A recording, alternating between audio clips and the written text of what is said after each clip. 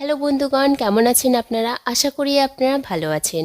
আজ আমি আপনাদের জন্য 2017 release Russian psychological horror film the bride movie explain করব। মুভিটির কাহিনী একটি ফ্যামিলিকে ঘিরে। এই ফ্যামিলির সদস্যরা বহু বছর ধরে একটি হয় 1829 সালে একজন Russian chemist doctor Joseph Kellen একটি তথ্য পেশ করেন। তার মতে একটি নতুন ধরনের সিলভার দিয়ে তৈরি লেন্স শুধুমাত্র আলো ক্যাপচার করতে পারে না, এক মৃত ব্যক্তির আত্মাকেও ক্যাপচার করতে পারে। প্রথম তার এই তথ্যকে সায়েন্স একাডেমি তিরস্কার করে, কিন্তু পরে এই তথ্যটি সত্য বলে প্রমাণিত হয় এবং বহু মানুষেরা সেই সময় এই তথ্যটির সাহায্যে মৃত মানুষের আত্মাকে অন্য দেহে ট্রান্সফার করার মতো রিচুয়াল পারফর্ম করতে শুরু করে। এমনই একজন ফটোগ্রাফার ভিক্টর তার বিয়ের কিছুদিন আগেই মারা যাওয়া ব্রাইড অলগার আত্মাকে এক অন্য শরীরে ট্রান্সফার করতে চায়। তাই সে মৃত ব্রাইডের চোখের ওপর নকল চোখ পেন্ট করে, তার ফটো ক্লিক করে এবং নেগেটিভ ফটোটি নিজের কাছে রেখে নেয়।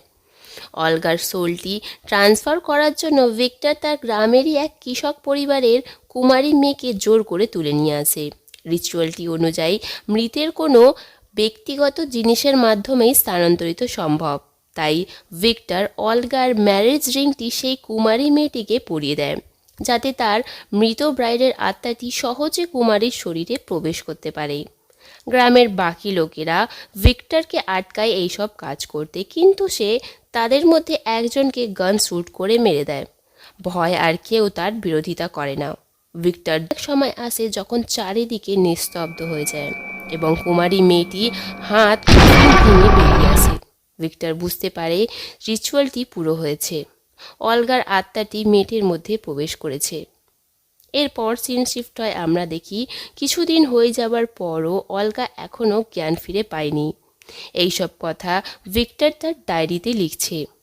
সে আরও লেখে যে অলগার তুলে রাখা নেগেটিভ ফটোটিকে সে একটি সেফ জায়গায় লুকিয়ে রেখেছে, যাতে তার আত্মাটি সেফ থাকুক। ডায়েরিতে লিখতে লিখতে পেছনে শুয়ে থাকা অলগা তার নতুন শরীরে জেগে ওঠে। এরপর সিন শিফট হয় বর্তমানে। আমরা দেখি নাস্তিয়া নামক এক কলেজ স্টুডেন্ট ইভান নামক এক ফটোগ্রাফারকে বিয়ে করে। তারা একে অপরের সাথে খুব খুশি ছিল। এমনই একদিন ইভানকে তার ফ্যামিলি কল করে এবং বাড়ি আসতে বলে, তার নতুন ব্রাইডকে সঙ্গে নিয়ে। অনিচ্ছার সত্ত্বেও ইভান নাস্তিয়াকে নিয়ে তার গ্রামের বাড়িতে পৌঁছায়। তবে নাস্তিয়া তার ফ্যামিলির সাথে দেখা করার জন্য খুবই এক্সাইটেড ছিল, কারণ এর আগে সে তাদের সাথে কোনোদিনও দেখা করেনি। এখানে ইভানের বোন লিজার সাথে তার পরিচয় হয়। বাড়িতে লিজাকে ছাড়া তার দুটি বাচ্চা এবং তার ফাদার আর গ্রেট গ্র্যান্ডমাদার থাকেন, যার রুম সেকেন্ড ফ্লোরের কোণের দিকে। লিজা নাস্তিয়াকে জানায় গ্রেট গ্র্যান্ডমাদার বেশিরভাগই রুমের ভেতরেই থাকে, কারোর সাথে সে ততটা কথা বলে না। লিজা তাকে তার গ্রেট গ্র্যান্ডফাদারের ফটো দেখায়, আর এখানে আমরা জানতে পারি এটি সেই ভিক্টরেরই পরিবার যারা অতীতে সেই ভয়ঙ্কর রিচুয়ালটি পারফর্ম করেছিল। রাত্রে ডিনারের সময় লিজা সবাইকে জানায় কাল তাদের বিয়ের আয়োজন করা হবে এই বাড়িতেই। লিজা নাস্তিয়াকে বহু পুরনো তাদের পরিবারের একটি লাল রঙের আংটিও দেয়।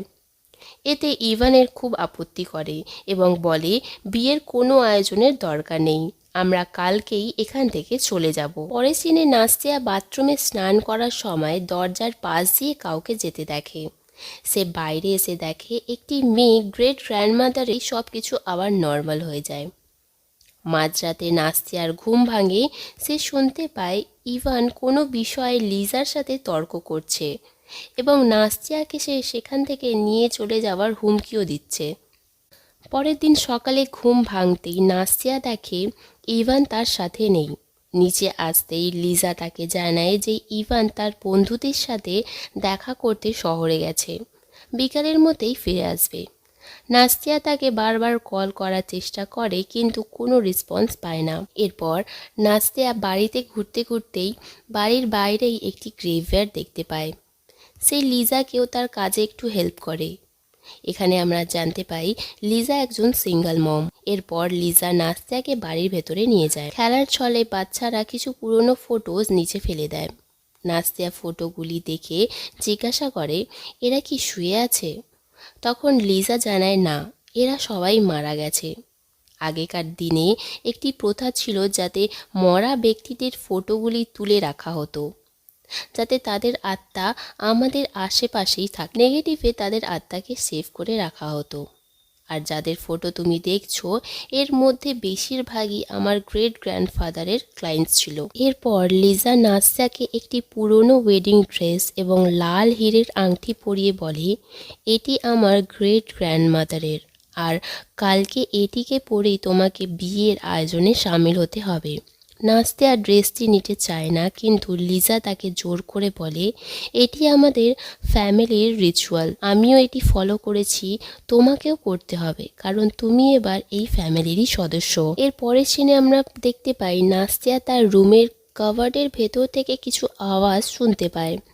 তার ভেতরে দেখতেই সে দেখে বাড়ির দেওয়ালের ভেতরে গোপন পথ আছে, আর সেখানেই লিজার বাচ্চা ছেলে দাঁড়িয়ে আছে। নাস্তিয়া তাকে দেখে জিজ্ঞাসা করে, তুমি এখানে কি করছো? বাচ্চাটি বলে, প্লিজ আমার হেল্প করো, আমার বোন সেখানে আটকে গেছে। নাস্তিয়া তার পেছন পেছন দেওয়ালের ভেতরে সে গোপন রাস্তার দিকে যায়। কিছু দূর গিয়ে সে দেখতে পায় তার বোন বসে আছে। তারা তাকে হেল্প করে। তারা ফিল করে যে তাদেরকে ছাড়াও এই দেওয়ালের ভেতরে আরও কেউ আছে। নাস্তিয়া সেখানে একটি ছোট রুমও দেখতে পায় এবং ভিক্টরের দ্বারা লুকোনো দ্য ব্রাইডের নেগেটিভ ছবিও সে খুঁজে পায়। পরের সিনে আমরা দেখি নাস্তিয়া আবার নিজেরই ক্লোনগুলিকে একটি প্যাটার্নে কাজ করতে দেখে, আর সে ভয়ে বাড়ির বাইরে চলে আসে এবং ঠোকর খেয়ে নিচে পড়ে যায় আর অজ্ঞান হয়ে যায়। চোখ খুলতেই সে নিজেকে অতীতে সেই ঘরেতেই দেখতে পায় যখন ভিক্টর অলগাকে নিয়ে এসেছিল এই বাড়িতে। নাস্তিয়া বাড়ির ভেতরে আসে।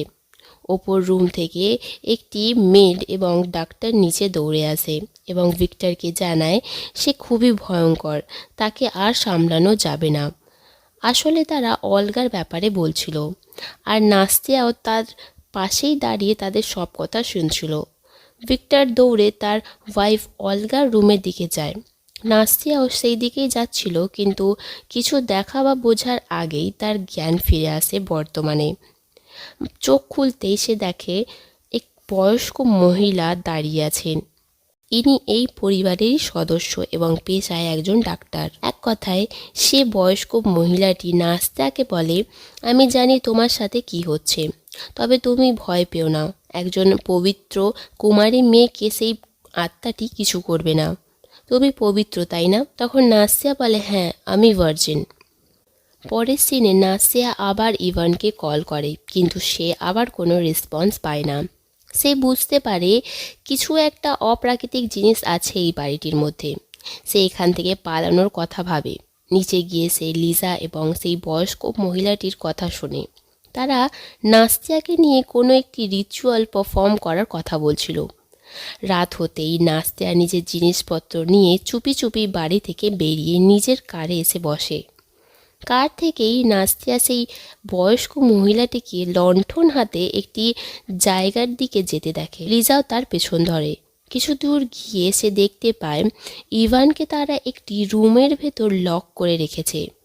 মহিলাটি সেখান থেকে যেতেই নাস্তিয়া ইভানকে উইন্ডো দিয়ে আওয়াজ দেয়। ইভান তাকে দেখে বলে, প্লিজ নাস্তিয়া, তুমি এখান থেকে চলে যাও, ওরা তোমার সাথে খুব একটা খারাপ জিনিস করবে, প্লিজ তুমি এখান থেকে চলে যাও। নাস্তিয়া খুব বেশি ভয় পেয়ে যায় এসব কথা শুনে। আর এই প্রথমবার মুভিটিতে আমরা দ্য ব্রাইডের আত্মাটিকে দেখতে পাই। সাদা চামড়া, কালো গাউনে নাস্তিয়া তাকে দেখে দৌড়ে পালায়, আর পালাতে গিয়ে একটি গর্তে গিয়ে সে পড়ে যায়। বাড়ির বাকি সদস্যরা নাস্তিয়াকে সেখান থেকে তুলে আবার বাড়ির ভেতরে নিয়ে যায়, আর জোর করে তাকে ঘুমের ওষুধ মেশানো চা খাইয়ে দেওয়া হয়। নাস্তিয়া আবার তার অতীতের স্বপ্নে চলে যায়। অলগার রুমের বাইরে সে দাঁড়িয়ে আছে। সে দেখে অলগা এক শয়তানে পরিণত হয়েছে। সে তার স্বামী ভিক্টরকেও হত্যা করে এবং নাস্তিয়ার দিকে ঘুরে বলে সে তাকেও নিজের সাথে নিয়ে যাবে। দ্য ব্রাইডের শয়তানি আত্মাটি তার ওপর আক্রমণ করার আগেই তার ঘুম ভেঙে যায়। নাস্তিয়া পরের দিন জেগে ওঠে। নিজের রুমের বারে সবাই আয়োজনে ব্যস্ত। ফ্যামিলির মেম্বাররা নাস্তিয়াকে গ্রেট গ্র্যান্ডমাদারের ওয়েডিং ড্রেসটি পরিয়ে দেয়, সঙ্গে সেই আংটিটিও। পোশাক পরার সময় তাকে পরিবারের ছবি দেখানো হয় এবং তাদের দিকে তাকিয়ে সে বুঝতে পারে যেন এরা সবাই একই ব্যক্তি। নাসিয়া ভয়ে সবাইকে ধাক্কা দিয়ে পালানোর চেষ্টা করে, কিন্তু আবার পরিবারের সদস্যরা তাকে জোর করে তাদের গ্রেট গ্র্যান্ডমাদারের রুমের ভেতর ফেলে দিয়ে আসে আর দরজা বন্ধ করে দেয়। এখানে নাসিয়া একটি ভয়ঙ্কর দৃশ্য দেখে। সেখানে দ্য ব্রাইডের আত্মার দ্বারা পজেস একটি জীবিত কঙ্কাল নাসিয়ার উপর হামলা করতে যায়। ঠিক সেই সময় ইভান তাকে বাঁচিয়ে নেয় আর রুম থেকে বাইরে বের করে এবং চুপি চুপি গাড়িতে বসে তারা সেখান থেকে বেরিয়ে যায়। গাড়ি করে ফিরে যাওয়ার পথে ইভান নাসিয়াকে সব কথা বলে।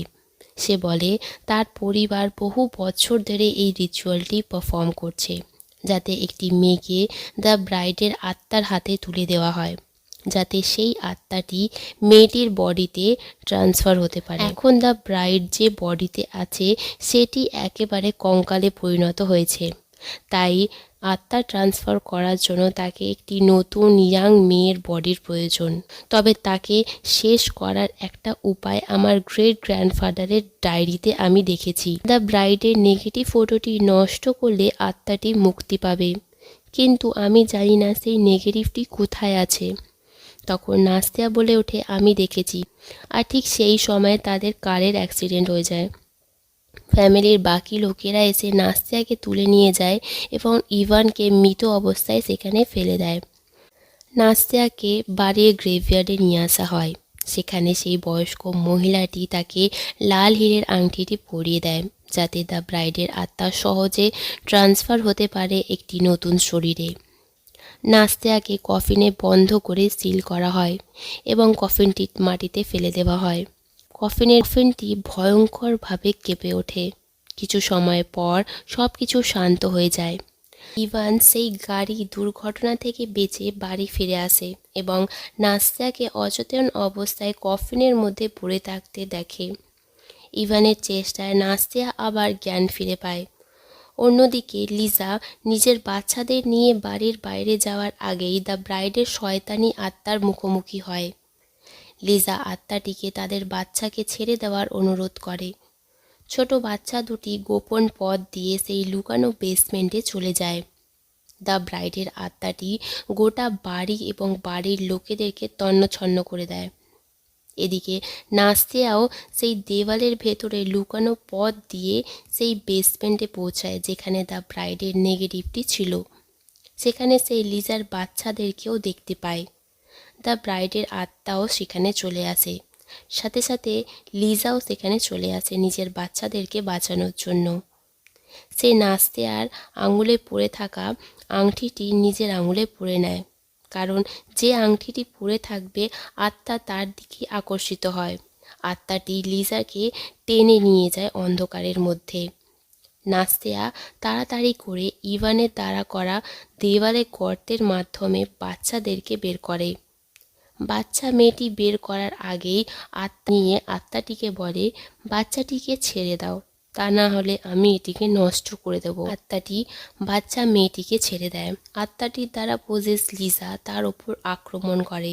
এর ফলে ফটোটি তার হাত থেকে পড়ে কোথাও হারিয়ে যায়।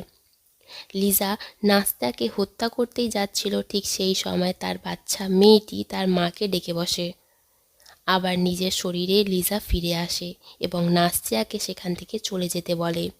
তারা সবাই বাড়ি থেকে বেরোতেই লিজা নিজের ওপর সিন শিফট হয়। আমরা দেখি একটি নতুন পরিবার এই বাড়িটি কেনার জন্য সেখানে আসে। তাদের সাথে একটি বাচ্চা ছেলেও ছিল। তারা বাড়ির ভেতরে গিয়ে রুমগুলি চেক করে। তারা দেওয়ালে একটি গর্ত লক্ষ্য করে এবং যখন তারা এই গর্তটির মধ্যে তাকায়, একটি অন্ধকারময় চিত্র তাদের পাশ দিয়ে বেরিয়ে চলে যায়।